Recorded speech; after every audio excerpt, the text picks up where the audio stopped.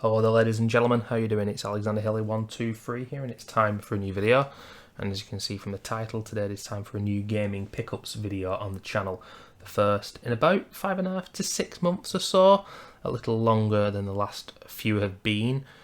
We're in late October and I am surmising that there will be a few deals here and there on Microsoft, Xbox I should say, and PlayStation before Christmas. So I would say 4 to 5 months between now and the next pickups video. Today I've got 5 to showcase to you guys. That's always the way it works if you've never seen one of these scintillating gaming pickups videos before, because I know they're very exciting.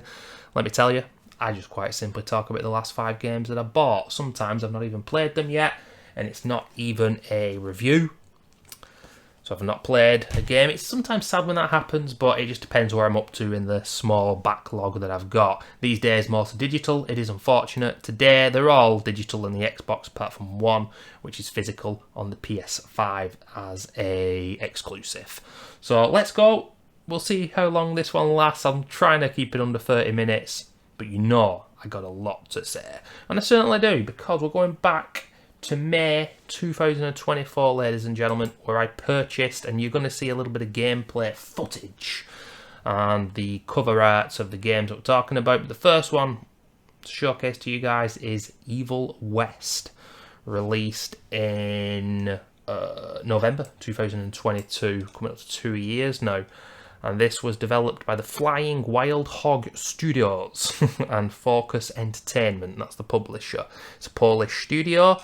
And I saw footage of this game, I heard about it, and I heard yet again, and we're seeing quite a few of these in modern gaming, where they're calling themselves, and there's another one which may have an outside chance of being on my next pickups video, to be honest with you, but I don't want to say the name of it, keep it a secret for the next video. A 360 PS3 era game, where it's all about the gameplay and no other bullshit. And Evil West is very much like that, we'll get into that in a minute, but yeah, there's another game that came out a few months ago, got really good reviews, looked very good, very intriguing.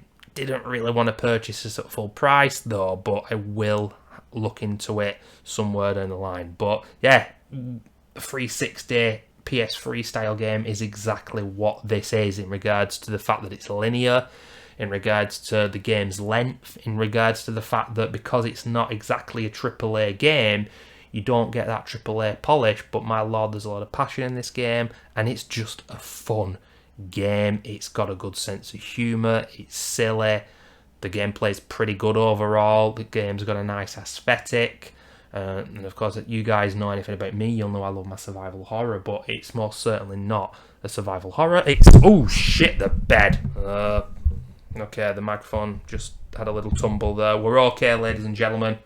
I'll have to probably mute that or something because that'll be loud for you guys. We're okay. Jesus, what was I saying? Yeah, it's got a nice aesthetic. It's not a survival horror. It's an action game. It's a third-person action game with some spooky moments here and there. Ridiculous story. Good art style. Cheesy in a nice way. Voice acting. Let me just see the microphone's not disconnected there, actually. Yeah, everything's okay.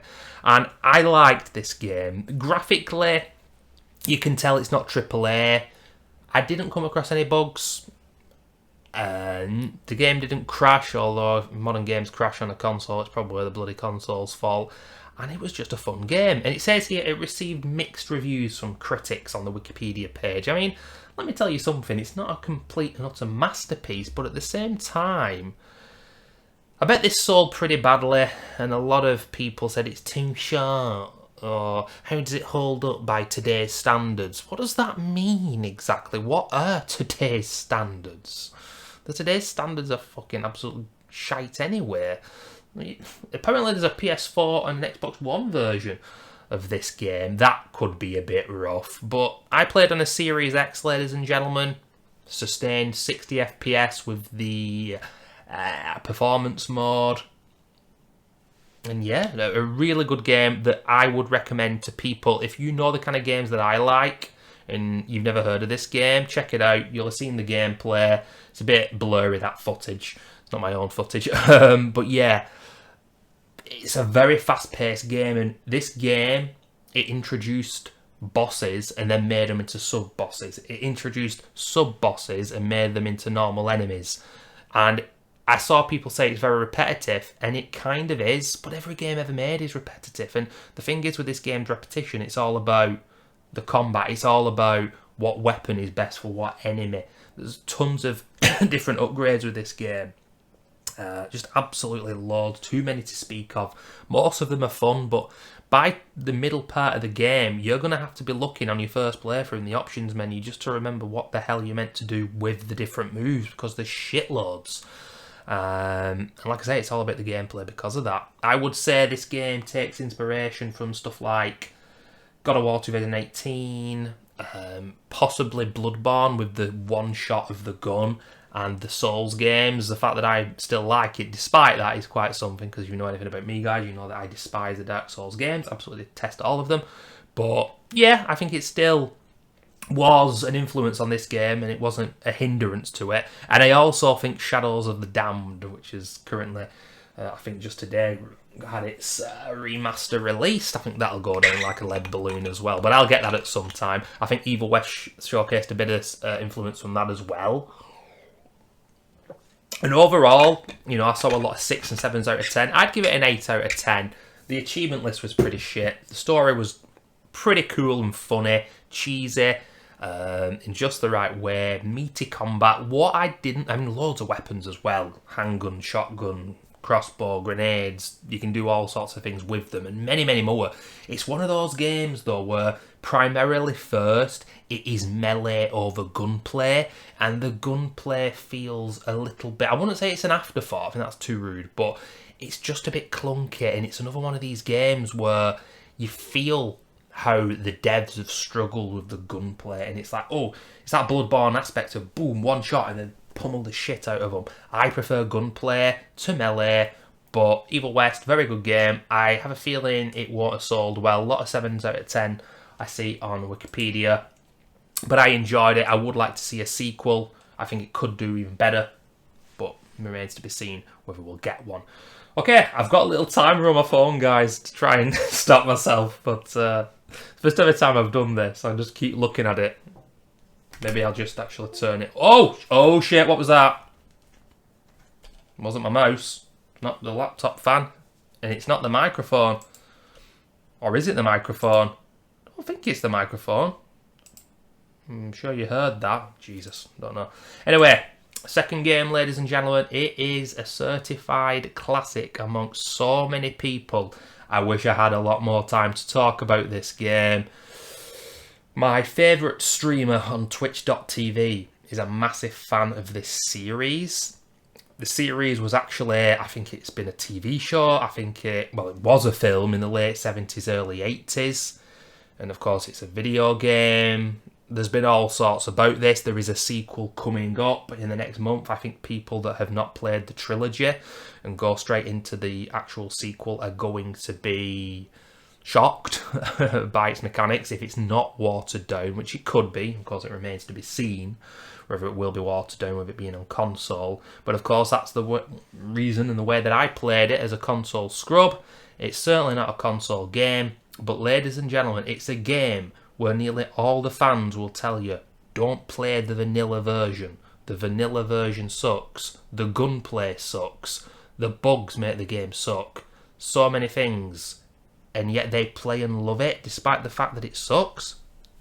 Don't get me wrong, I can think of some of my favourite games, if they were able to be modded, they were a lot better. And this game has a lot of intriguing mechanics. It's a difficult, brutal game and game world. Overall, I'm delighted to have finally played it, because it's been a long time coming. I've always wanted to. But like I say, I'm a console scrub, even though I've got it on Steam, even though I've never bothered playing it. But the thing is, my laptop, it could play some older games, but I'm not a PC gamer, and really, if I was to PC game, it needs to be on a desktop. You don't PC game on a fucking laptop. Anyway, ladies and gentlemen, the game in question is, of course, 2007's Stalker, the Shadow of Chernobyl, or Chernobyl, as it actually is. And yeah, this was released in 2007. It's a very, very old game now, 17, nearly 18 years of age. It looks very good graphically. You know, you look at the skyboxes, as they call them, the clouds in the sky look absolutely fantastic. Graphically, it looks really good. It's a gritty, dark, atmospheric game. Some of the music and, like I said, the tension is cool. There's some horror-like moments there. This game, a lot of people, did I say it? Did I say the term Slavic jank? I don't think I did I? But a lot of people call it like the epitome of Slavic jank. And there's a term as well, I can't remember what it's called. It might be somewhere on the Wikipedia page, but I can't be searching for it, where there's a game now that's currently in development and they keep showing it off, and my favourite streamer actually mentioned it. Like, people have put, you know, like Kickstarter and all that shit, they've put hundreds of millions into this game and they keep showing it off like, it's coming out, guys. It's coming out 2028, and then it never happens. There's a name for it where they keep taking the piss and showing footage of it but not releasing it. This game, although it was released in 2007, it had a very, very long development in the early 2000s, and people thought it would never come out. And I don't know the size of this the studio at the time. It just says here, director Andrei Prokhorov, Anton Bolshakov, developed by Game World, published by THQ. But yeah, it must be a small studio, was at the time. There were 2 spin-offs to this game. Not spin-offs, the main storyline games, but they're not as well loved overall as Shadow of Chernobyl. Clear Sky and Call of Pripyat. I think it's called Call of Pripyat. And on console you can get them as part of a trilogy, The Legends of the Zone. If you've never played any of the games, what you're best doing is waiting for a sale, buying Shadow of Chernobyl and getting them singular, because the last thing you want to do is get 3 games you don't enjoy instead of just 1 game you don't enjoy.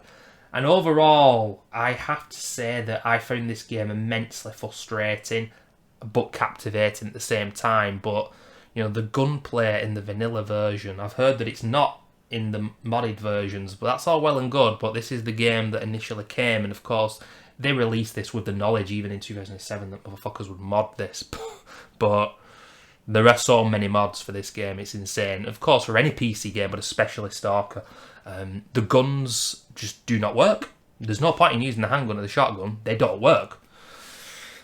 You get loads of like dogs and monster enemies, but somehow they never felt intimidating and they didn't chase you. And there's inconsistent mechanics. There's bugs and glitches that you don't even know are bugs and glitches.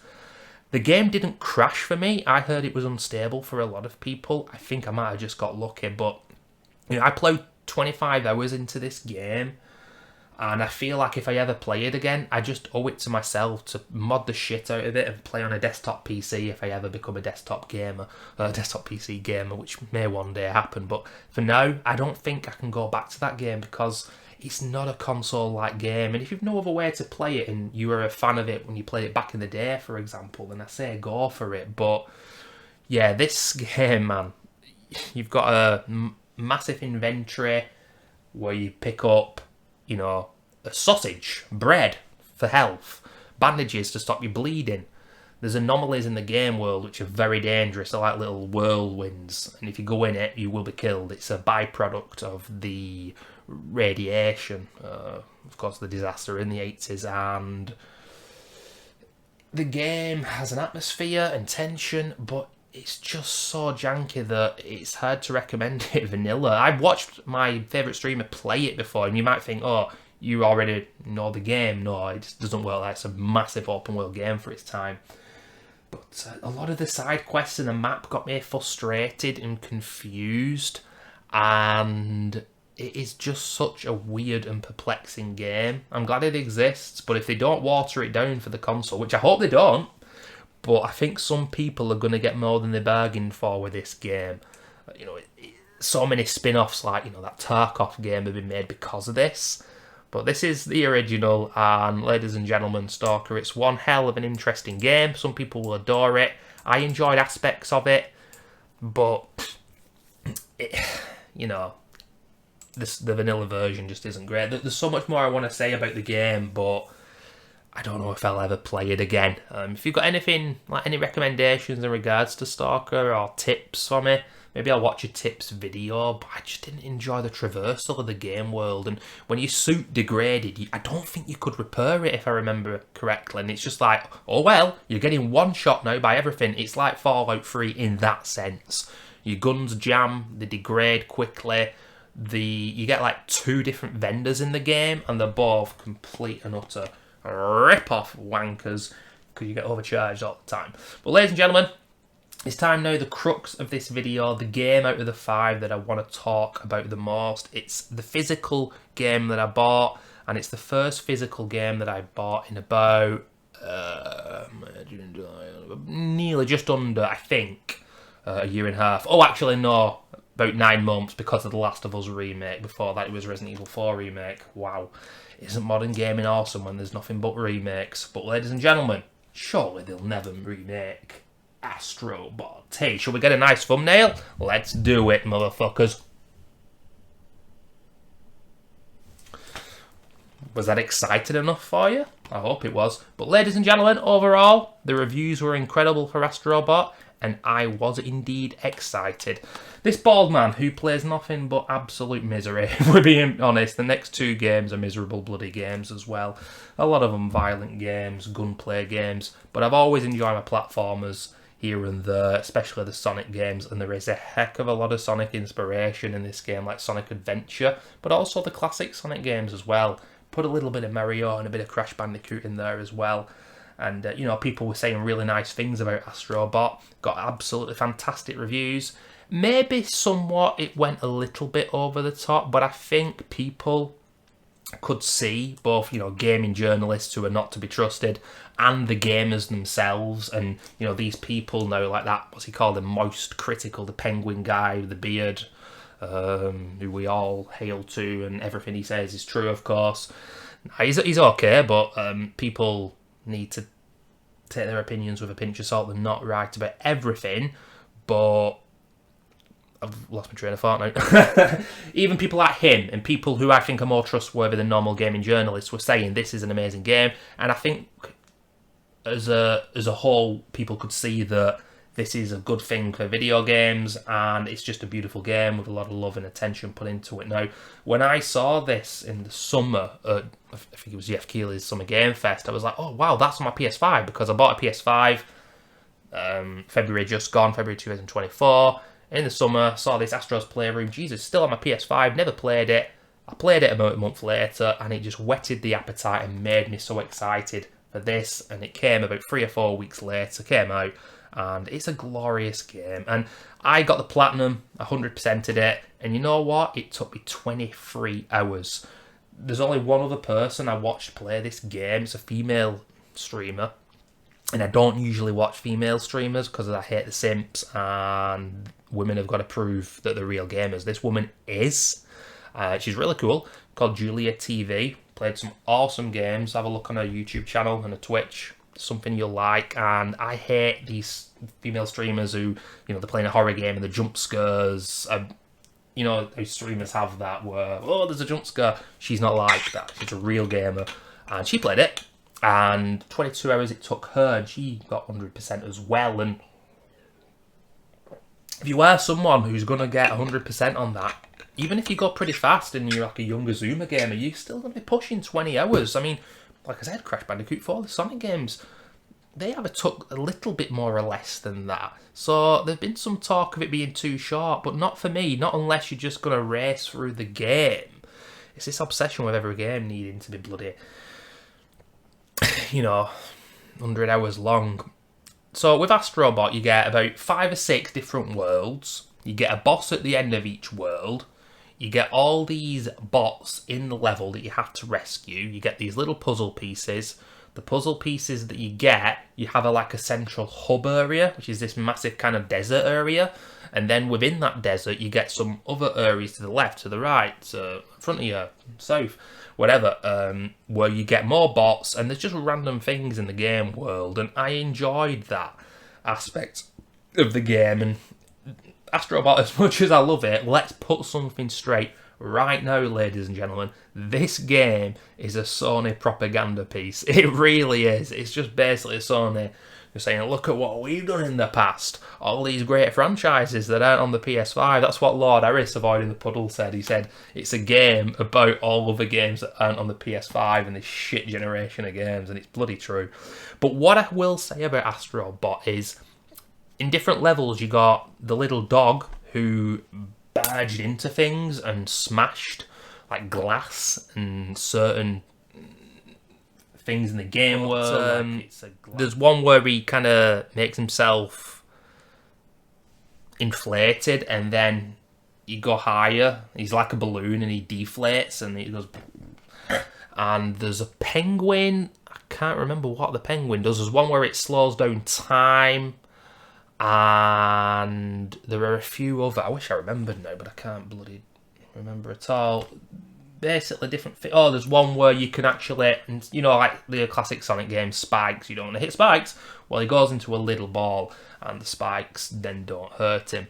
And I wanted more from each of those levels, and I think that says it all. They could do another game where they won't do. I think that'd be too much, but they could do another game or tons more levels just based on those mechanics alone, and I would be happy.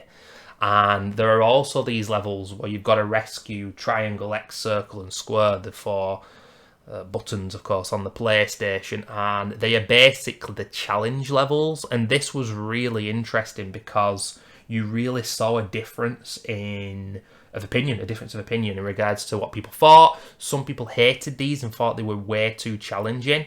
Now, I'm not one to say get good, but the last few were bloody hard.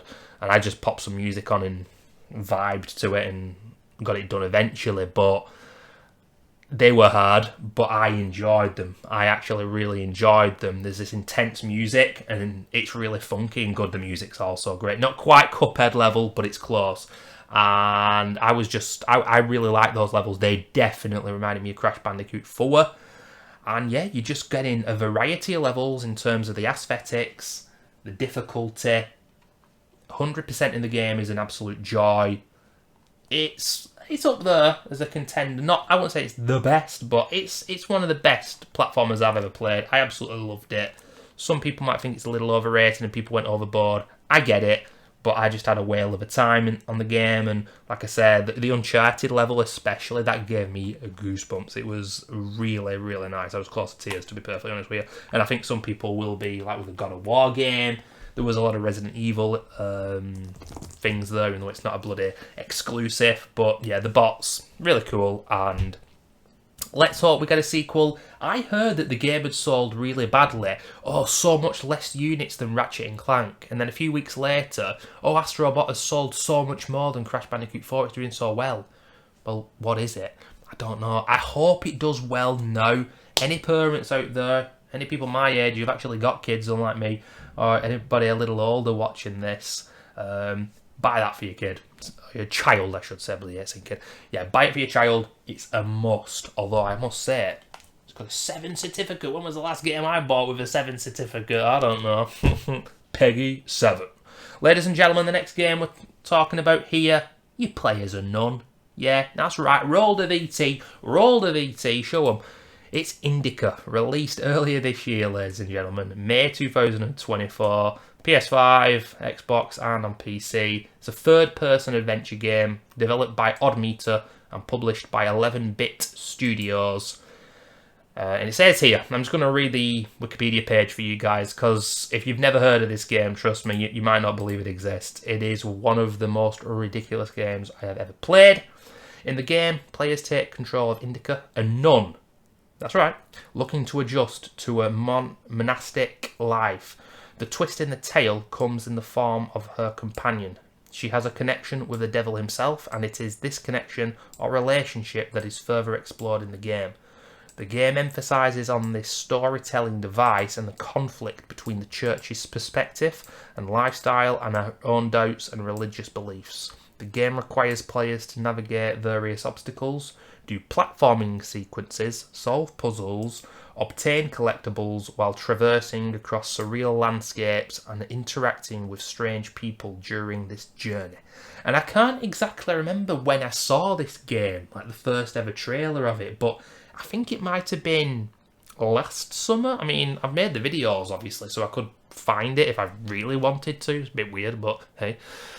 And I remember just watching it and thinking, I'm playing this game because I like surreal, I like third-person games, and I like this mix of puzzles, platforming, and just a slow pace. I know it's going to be really short.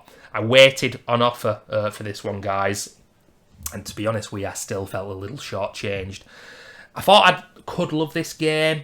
I thought by the end it was okay, but it is and was quite frustrating as well. This game is a little janky. It's Eastern European. I was talking about Slavic jank before.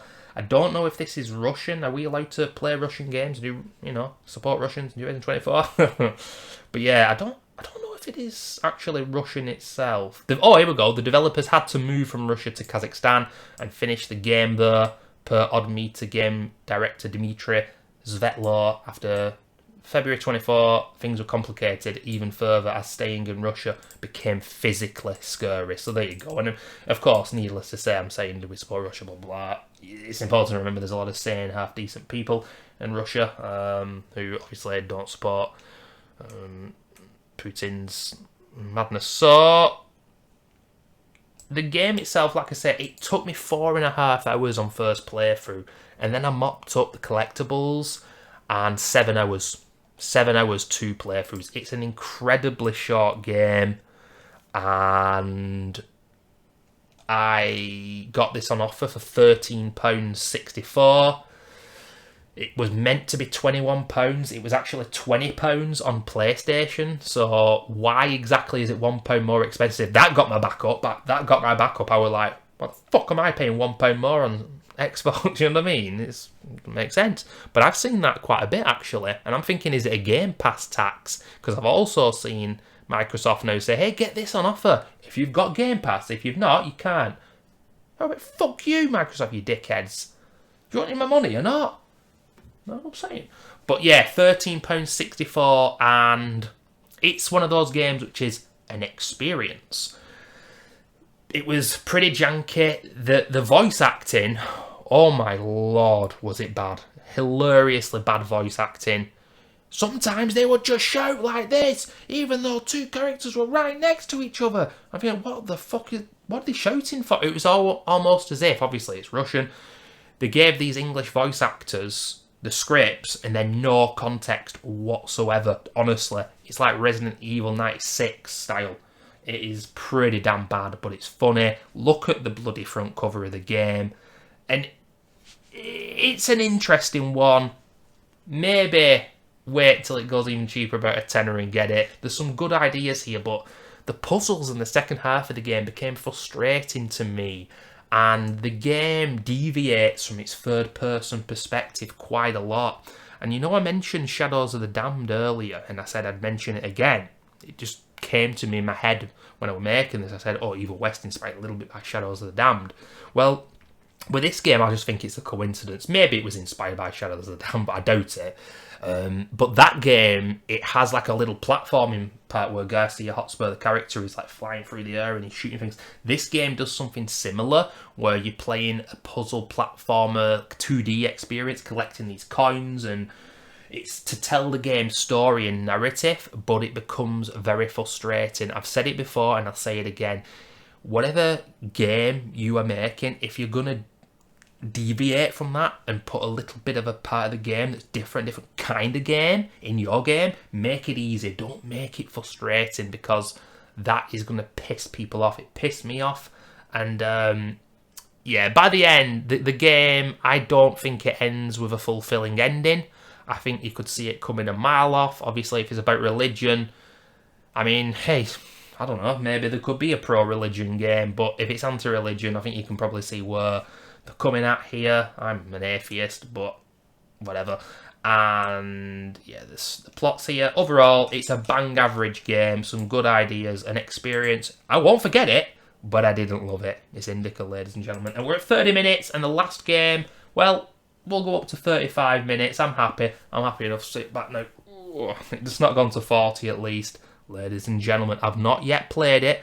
I'm actually playing Somerville again. I played Somerville, it was on my last pickups video. But I'm playing that again tomorrow because I'm getting the platinum for it. I'm getting all the achievements. I've got like 250 gamer score. I'm watching Mackie91. Watched him many times before. And I'll be getting 750 gamer score tomorrow, playing that. And then I am going to be playing Broken Sword. It's the Shadow of the Templars. In the United States, known as Circle of Blood, and this is the remaster Reforged, which came out just over a month or so ago in September. And yeah, this is a point-and-click 2D adventure, not my usual bag, ladies and gentlemen. You will know that if you've watched these videos before. So why have I bought this? Well, it's quite simply because I bloody loved the original. I absolutely adored the first two Broken Sword games. I enjoyed the third one as well, which was released in 2003, which is a 3D game. And I played this in 1997, the year after it came out on the PlayStation, because Broken Sword 1 and 2 were, and 3 were on PlayStation. I don't think 4 was. But the first two games are just so unique because of their art style. And then with Broken Sword 5, they returned to the beautiful, beautiful perspective of the old school games. These backgrounds and art style, absolutely gorgeous. It looks a lot more cartoony from what I've seen. But it's still the same game. It got good reviews. I had money left on my Xbox, like a gift card voucher. And I thought, I'm going to spend it on this. I'm going to support the devs. Because I'd love the second game to be remastered as well. Broken Sword The Smoking Mirror. That is my favourite. That was released a year after this, in 97. And they're just such great adventure games. And I'm not somebody with a very good imagination, to say the least. But these games set my imagination running when I was younger. And I just love the thought of, you know, George Stobart, the character, being in Paris on holiday. And you just globe-trotting to find out, you know, the mystery of what happens at the start of the first game. And it's just such a lovely game with some fantastic sense of humour, ridiculous puzzles. And that is the thing, apparently, with this Reforged version, you can play... I set up the game, I went through the options a week or so ago, but I've not actually started playing it. I'm starting it on Sunday in 2 days' time. It's Friday as I make this. It'll be uploaded on Saturday though. But apparently you can play a version of the game where it's, I can't remember what they've called it, like modern version, where basically the game just tells you what to do. And I'm thinking, what the fuck? Who wants to play like that? But yet and still, some of the puzzles are so vague and nonsensical, you could get lost here. And boy did I when I was a kid. How did I do it as a 6-7-year-old? Well, my brother was playing the game at the same time. He was the main one playing it, and that's how we made progress. I just pressed buttons and hoped for the best. You can die in this game at about 2 or 3 different occasions, and in the second game, but it's very rare. But it's just a beautiful game, and if you got this back in the day, apparently, ladies and gentlemen, it is good. I think it might be a bit too kind of shiny. When they do these remasters, obviously we want things to look better, but it kind of just looks a bit too like a wax surface, perhaps you could say, and not sure I like that exactly. Right, 34 minutes, ladies and gentlemen, I'm going to end it now. But yeah, Broken Sword, a legendary game, and I'm just hoping, fingers crossed, that they do the same with the second game. But apparently this was meant to be released in early 2024 and it got put back to September, so obviously they struggled to release it. And it's not the director's cut as well, if you're interested. I bought that on Steam back in the day, played it, and it was like, I don't really want to do all this director's cut stuff because I wanted the original game. But if you do have the director's cut, you can actually install just the base game as well. But it is about 10 or so years since I played Broken Sword, and its sequel, hopefully one day we'll get Reforged for Smoking Mirror. But thanks for watching, guys. New pickups video, like I say, all the goings on with Christmas and the sales. There's many games that I want to buy. I would say late February, early March, 4 or 5 months time, there'll be a new pickups video. Thanks for watching, and I'll see you soon. Bye bye.